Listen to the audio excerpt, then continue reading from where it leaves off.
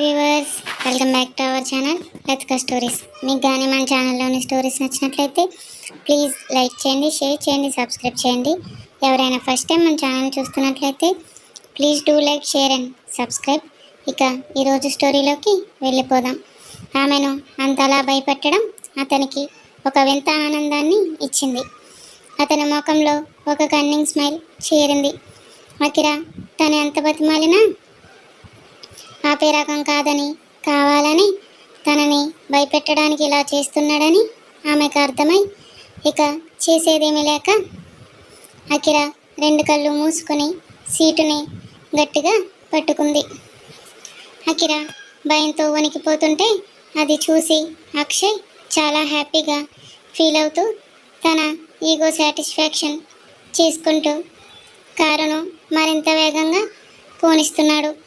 కొంతసేపటికి ఒక్కసారిగా sudden brake వేయడంతో అకిరా అమాంతం ముందుకు పడబోయి సీట్ బెల్ట్ ఉండడంతో తల డాష్ బోర్డ్కి తగలకుండా మళ్ళీ సీట్లో వచ్చి పడింది. గుండె గొంతులోకి వచ్చినంత పనై ఆయాసపడుతూ అక్షయ్ వైపు చూసింది.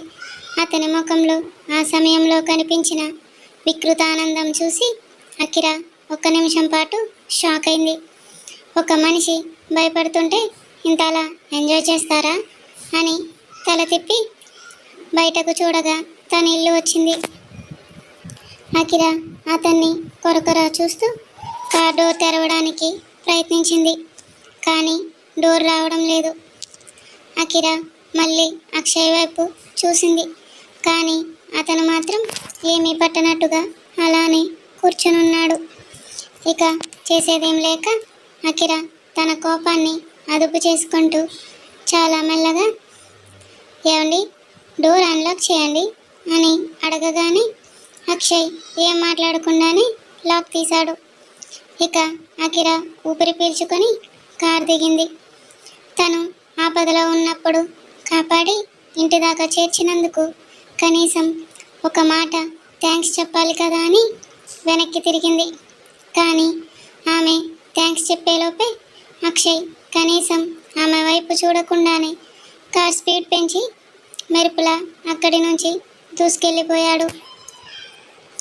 అకిరా కారు వెళ్తున్న వైపు అలా చూస్తూ మనసులో అబ్బా ఎంత పొగరు, థ్యాంక్స్ చెప్పే గ్యాప్ కూడా ఇవ్వకుండానే వెళ్ళిపోయాడు, వీడు నిజంగానే పెద్ద మెంటలోడే అని విసుగ్గా అనుకుంటూ అకిరా లోపలికి నడిచింది. సరిగ్గా గుమ్మం దగ్గరే రాఘవ గారు, మంజుల గారు నిలబడి ఉన్నారు. అకిరాని చూడగానే గబగబా అకిరా దగ్గరకు వచ్చి ఏమైందమ్మా, ఎందుకు ఇంత లేట్ అయింది, నీ ఫోన్ కూడా కలవడం లేదు, ఎంత కంగారు పడ్డామో తెలుసా అని గాబరాగా అడుగుతుంటే అకిరా అమ్మా నేను సంధ్యకి మెసేజ్ చేశాను కదా, తను ఏం చెప్పలేదా మీకు, దారిలో స్కూటీ ట్రబుల్ ఇచ్చింది అందుకే లేట్ అయింది అని చెబుతుంటే మంజుల గారు తను చెప్పింది లేవే, కానీ ఈ రోజుల్లో బయట పరిస్థితులు అస్సలు బాగాలేదు కదా, అందుకే అయినా ఇంత ఆలస్యం అయితే ఏ తల్లిదండ్రులకైనా కంగారు ఉండదా, సరేలే వచ్చావు కదా పద వెళ్ళి ఫ్రెష్ అవ్వు, భోజనం పెడతాను తిందువు గాని అంటూ అకిరాను లోపలికి తీసుకెళ్లారు. అక్షయ్ లోపలికి అడుగు పెట్టగానే హాల్లోనే సోఫాలో కూర్చొని ఎదురు చూస్తున్న అఖిల కనిపించింది. ఆమె అక్షయ్ని చూడగానే ముఖంలో లేని ప్రేమను తెచ్చుకుంటూ నాన్న వచ్చేసావా, ఏంటి నాన్న ఇంత లేట్ అయింది, నీకోసం ఎప్పటి నుంచో వెయిట్ చేస్తున్నాను. అక్షయ్ మామ్ ఆఫీస్లో కొంచెం వర్క్ ఉంటే చేస్తూ ఉండిపోయాను, టైం కూడా చూసుకోలేదు, అదంతా సర్లే కానీ మీరు భోజనం చేశారా, అఖిల అతిగా నటిస్తూ అదేంటి నాన్న నువ్వు రాకుండా నేను ఎప్పుడైనా తిన్నానా, నీకోసమే ఆగిపోయాను, పద భోజనం చేద్దాం. అక్షయ్ ఒక 2 నిమిషాలు మా ఫ్రెష్ అయి వస్తాను అని చెప్పి తన రూమ్లోకి వెళ్ళిపోయాడు.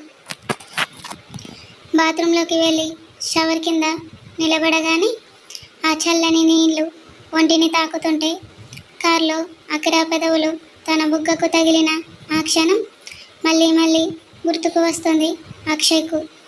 అతను ఎంత వద్దనుకుంటున్నా ఆ స్పర్శ అతన్ని వెంటాడుతోంది. పక్కనే ఉన్న సోప్ తీసుకొని తన బుగ్గను మరీ మరీ రుద్దుతూ దాదాపు 10 నిమిషాల తరువాత బయటకు వచ్చాడు. ఇక కిందకు వెళ్ళిన అక్షయ్ అఖిలతో కలిసి భోజనం చేస్తుంటే సరిగ్గా అదే సమయంలో అక్షయ్ తండ్రి మహాదేవ్ లోపలికి వచ్చాడు. మహాదేవ్ గారు పూర్తిగా డ్రింక్ చేసి మత్తులో తూలుతూ అక్షయ్ని చూడగానే ఆ మత్తులో కొడుకు మీద విపరీతమైన ప్రేమతో తూలుతూనే, రేఖన్నా తింటున్నావారా? నాకన్నా కదా, ఉండు నేనే నీకు ముద్దలు తినిపిస్తాను అంటూ అక్షయ్ దగ్గరకు వెళ్ళబోయాడు. అక్షయ్కి తన తండ్రిని ఆ స్థితిలో చూడడం అస్సలు నచ్చలేదు.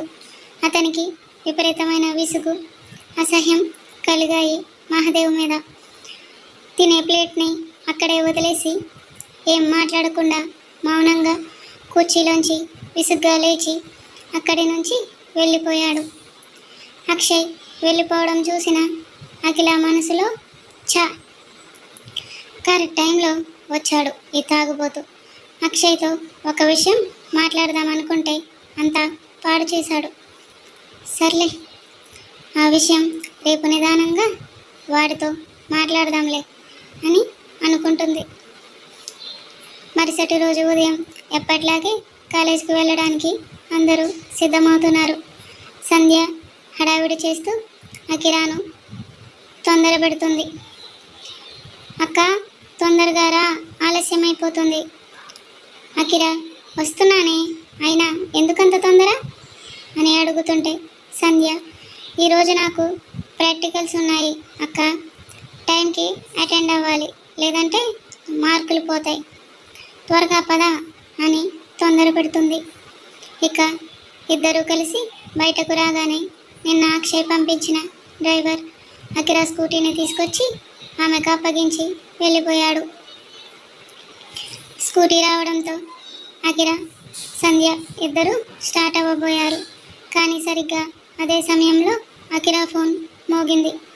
కాలేజ్ నుండి అర్జెంట్ కాల్ రావడంతో సంధ్య, పర్లేదక్క నువ్వు వెళ్ళు, నాకు ప్రాక్టికల్స్కి టైం అవుతుంది, నేను బస్సులో వెళ్ళిపోతానులే అని అంటుంటే అకిరా కొంచెం ఆలోచించిన తప్పని పరిస్థితి కావడంతో ఒప్పుకుంది.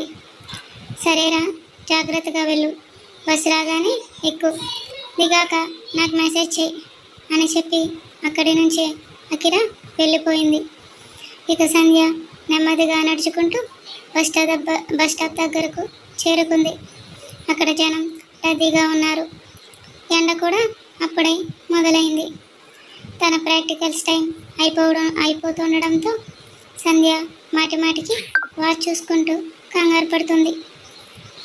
సంధ్య మనసులో, అబ్బా ఈ బస్ కూడా టైంకి రాదేంటి, ఇంకో 10 నిమిషాలు లేట్ అయితే ల్యాబ్లోకి రానివ్వరు, ఏం చేయాలి ఇప్పుడు అనుకుంటూ ఉంటే అప్పుడే కారులో వెళ్తున్న ఆదిత్య సంధ్యను చూసి చూడనట్టుగా ఉన్నాడు.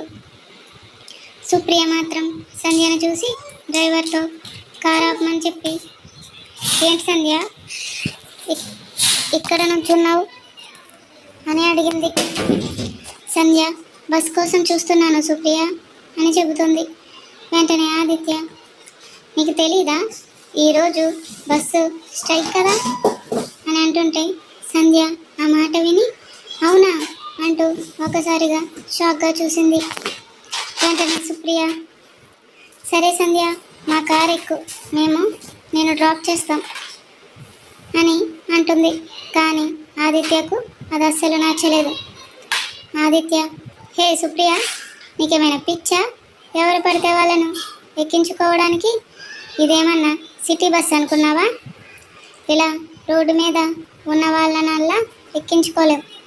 ఆ మాటలకు సుప్రియకు బాగా కోపం వచ్చింది.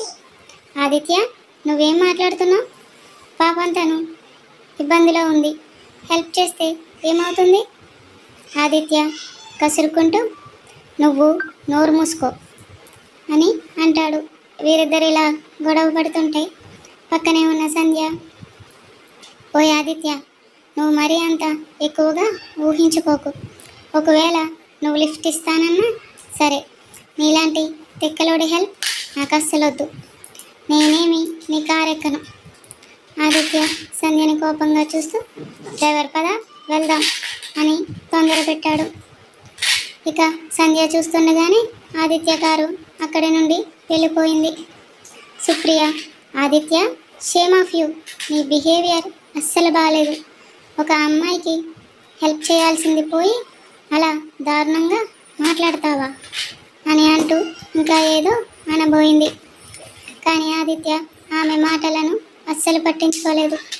దర్జాగా తన ఇయర్ ఫోన్స్ చెవిలో పెట్టుకొని ముఖంపై ఒక కన్నింగ్ స్మైల్ ఇస్తూ తనలో తాను, సంధ్య, బస్సులు లేవు, టైం లేదు, నువ్వు కాలేజీకి ఎలా వస్తావో నేను చూస్తాను కదా, లేటుగా వస్తే క్లాస్లోకి అలౌ చేయరు అని లోపలే చాలా సంబరపడిపోతున్నాడు. ఇక బస్ స్టాప్లో సంధ్య పరిస్థితి అగమ్యగోచకరంగా ఉంది. టైం అయిపోతుండడంతో ఆమెకేం చేయాలో పాల్పోవడం లేదు. అబ్బా, ఒక బస్ కూడా లేదు, కనీసం ఒక ఆటో కూడా కనిపించడం లేదు. ప్రాక్టికల్స్ మిస్ అయితే ఈ ఇయర్ అంతా వేస్ట్ అయిపోతుంది. దేవుడా, ఏదైనా దారి చూపించు అంటూ ఆమె కంగారుగా అటు ఇటు తిరుగుతూ ఆశగా రోడ్ వైపు చూస్తుండగా సరిగ్గా ఆమె ముందు అప్పుడే ఒక ఖరీదైన కారు వచ్చి ఆగింది. అది చూసి సంధ్య ఒక్కసారిగా ఆశ్చర్యపోయింది. ఆ కారులో ఉన్న వ్యక్తి అయోమయంలో చూస్తూ ఉంది.